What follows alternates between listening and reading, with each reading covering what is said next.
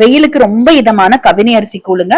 ரொம்ப ரொம்ப ஹெல்த்தி, டேஸ்டியா இருக்கும். வெயில் காலத்துலதான் இல்ல, எப்ப வேணாலும் சாப்பிடலாம். நல்லா கழுவிட்டு காய வச்சுட்டு 1 டம்ளர் கவினி அரிசி எடுத்திருக்கேங்க. இது 3 பேருக்கு சரியா இருக்கும்.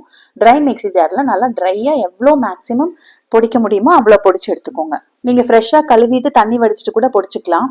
அரிசி ஊற வைக்கணும்னு அவசியம் இல்ல. பாருங்க, கொஞ்சம் நல்லாவே நான் ஃபைனா பொடிச்சு எடுத்திருக்கேன். அதே சமயத்துல இதே டம்ளர்ல 5 டம்ளர் அளவுக்கு தண்ணி குக்கர்ல ஊத்திட்டு கொதிச்சிட்டு இருக்கு. கொதிக்கிற தண்ணியில இந்த கவினி அரிசி பொடியை சேர்க்கணும். தண்ணி கொதிக்கிறதுக்கு முன்னாடி சேர்த்துனீங்கன்னா இந்த பொடி எல்லாமே கீழே போய் தங்கி கெட்டியாயிருங்க. குக்கர் மூடி வச்சுட்டு வெயிட் போட்டுட்டு சிம்ல ஒரு 10 நிமிஷம் வச்சு ஆஃப் பண்ணிக்கோங்க. இப்ப இந்த ப்ராசஸ் நான் நைட்டே பண்ணிட்டேங்க. அடுப்பு ஆஃப் பண்ணிட்டு குக்கர்ல அப்படியே நான் விட்டுட்டேன். காலையில தான் ஓபன் பண்ணி பாக்குறேன். நல்லா வெந்திருக்கு. கை போட்டு நல்லா பிசைஞ்சு விட்டுக்கலாம்.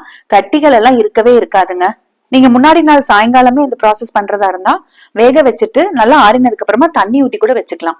இந்த வெந்த அரிசியோட 1/2 லிட்டர் அளவுக்கு தண்ணி சேர்த்துட்டு நல்லா மிக்ஸ் பண்ணி விட்டுட்டு 1.5 ஸ்பூன் அல்லது 2 ஸ்பூன் அளவுக்கு கூட பொடி உப்பு சேர்க்கலாம். 10 சின்ன வெங்காயம், கொஞ்சம் கொத்தமல்லி தழை கட் பண்ணி வச்சிருக்கேன். 1/2 கப் தயிர் எடுத்திருக்கேன். நீங்க மோர் கூட எடுத்துக்கலாம். இப்ப உப்பு போட்டு நல்லா கலந்துட்டு நான் எடுத்து வச்சிருக்க தயிர் இதுல சேர்த்திக்கலாம். நீங்க மிக்சியில கொஞ்சம் தண்ணி ஊத்தி ஒரு அடி அடிச்சுட்டு கூட சேர்த்திக்கலாங்க. ரொம்ப கெட்டியா இருந்ததுன்னா இன்னும் கூட கொஞ்சம் தண்ணி சேர்த்திக்கோங்க. இப்ப இது கூட கட் பண்ணி வச்சிருக்க வெங்காயம், கொத்தமல்லி தழை சேர்த்துக்கலாம்.